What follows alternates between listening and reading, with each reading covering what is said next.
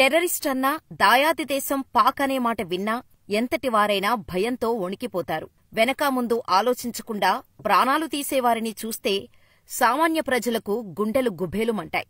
కాని ఓ 17ఏళ్ల యువకుడు టెర్రరిస్టుల బారి నుంచి తనను, తన కుటుంబాన్నే కాకుండా తమ గ్రామాన్ని సైతం కాపాడుకున్నాడు. ఓ సాధారణ యువకుడు ఉగ్రదాడి నుంచి తమ గ్రామాన్ని ఎలా కాపాడాడు? అసలు ఆ రోజు ఏం జరిగింది? Watch the story. పహల్గాం ఉగ్రదాడి అనంతరం పాక్ భారత్పై కవ్వింపు చర్యలకు పాల్పడుతూనే ఉంది. దొంగ దెబ్బ తీసేందుకు శతవిధాలా ప్రయత్నిస్తూనే ఉంది. ఉగ్రబాధిత దేశంగా ఓ పక్క ప్రపంచం ముందు ముసలి కన్నీరు కాయటానికి ప్రయత్నిస్తూనే, మరోపక్క భారత్ని నాశనం చేసేస్తామంటూ ఉగ్రమాటలు మాట్లాడుతూనే ఉంది. భారత్లో కల్లోలం సృష్టించేందుకు ప్రధాన పట్టణాలతో పాటు పచ్చగా ఉండే పల్లెలను సైతం టార్గెట్ చేస్తోంది. ఈ క్రమంలోనే భారత ఉత్తర పశ్చిమ సరిహద్దు గ్రామమైన బీర్పూర్ చూడటానికి చాలా చిన్నగా ఉంటోంది. పచ్చని పంటలతో అలరాలి ఈ గ్రామంలో వయసుతో సంబంధం లేకుండా అందరూ దేశభక్తులే. ఇదే గ్రామంలో ఉంటున్న 17ఏళ్ల బల్వీర్కు దేశమన్నా, దేశ సైన్యమన్నా అపారమైన భక్తి. పెద్దయ్యాక సైన్యంలో చేరి దేశానికి రక్షణగా ఉండాలని కలలు కనేవాడు. బల్వీర్ తండ్రి కూడా జవాన్గా దేశానికి సేవలు అందించాడు. బోర్డర్లో గస్తీ కాస్తుండగా ఉగ్రవాదులు చేసిన దొంగ దెబ్బ కారణంగా వీరమరణం పొందాడు. దీంతో బల్వీర్ కుటుంబ బాధ్యతలు తల్లి తీసుకుంది. కుట్టుమిషన్ కుడుతూ వచ్చిన డబ్బులతోనే కుటుంబాన్ని పోషించేది. బల్వీర్ మొదటి నుంచి చాలా చురుకుగా ఉండేవాడు.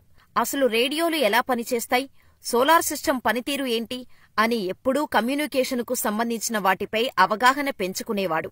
అలా రేడియో ఫ్రీక్వెన్సీలను కనిపెట్టడం నేర్చుకున్నాడు. ఇక జవాన్గా బల్వీర్ పనిచేస్తున్నప్పుడు అతని దగ్గర ఉండే వాకీటాకీ పాడైపోవటంతో ఇంట్లోనే ఉండేది. దీంతో ఆ వాకీటాకీని రిపేర్ చేసి అందరినీ అబ్బురపరిచాడు బల్వీర్.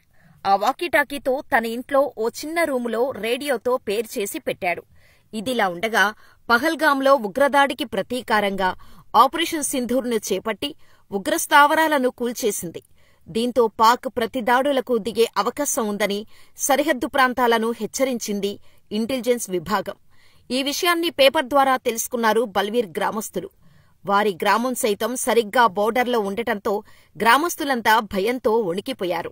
అయితే ఆ ఊరి పెద్ద గ్రామస్తులతో సమావేశం ఏర్పాటు చేసి భయపడాల్సిన అవసరం లేదని, మనలాంటి చిన్న గ్రామంలో పాక్ దాడి జరగదని ఆ ఊరి సర్పంచ్ గ్రామస్తులకు ధైర్యం చెప్పాడు.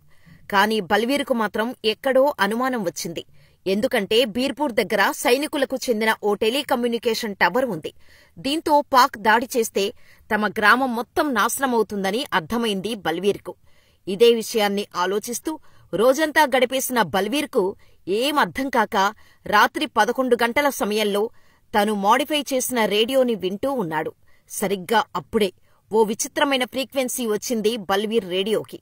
టిక్ టిక్ అని సౌండ్, తర్వాత target location 3x9 straight shuttle అనే మాట వినిపించింది. వెంటనే బల్వీర్ దగ్గరున్న తమ ఊరి మ్యాపును, తాను విన్న కోఆర్డినేట్స్ ని క్రాస్ చెక్ చేసుకుని షాకయ్యాడు. ఎందుకంటే పాక్ టార్గెట్ చేసింది బల్వీర్ గ్రామాన్నే. ఇక వెంటనే తన తల్లి దగ్గరకు వెళ్లి పాక్ మన గ్రామంపై మిస్సైల్ దాడి చేసే ప్రమాదం ఉందని చెప్పాడు.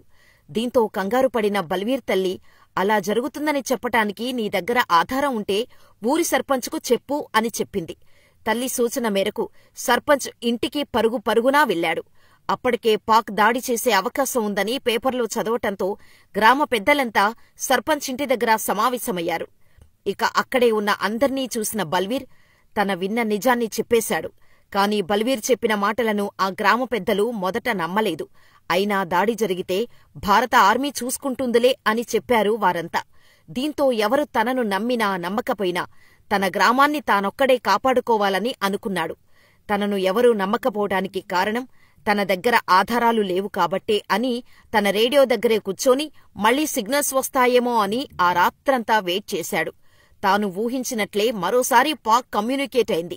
మిస్సైల్ దాడి చెయ్యబోతున్నట్టు అందులో క్లియర్గా ఉంది.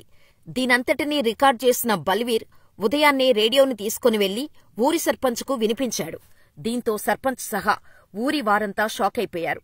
దాయాది దేశం దాడి నుంచి గ్రామాన్ని ఎలా కాపాడుకోవాలో అని సలహాలు అడగటం మొదలుపెట్టారు. దీంతో బల్వీర్ మన గ్రామంలో ఒక బల్బు కూడా వెలగకుండా చీకట్లోనే ఉంచాలి అని చెప్పాడు. బల్వీర్ మీద నమ్మకం కుదిరి సర్పంచ్ వెంటనే గ్రామానికి వచ్చే కరెంటు సప్లైని ఆపేయమని ఆదేశించాడు. దాంతో ఊరంతా చీకటమయమైపోయింది. అసలు మన గ్రామమంటూ ఒకటిక్కడ ఉంది అని శత్రుదేశానికి తెలియనివ్వకుండా చూడాలి.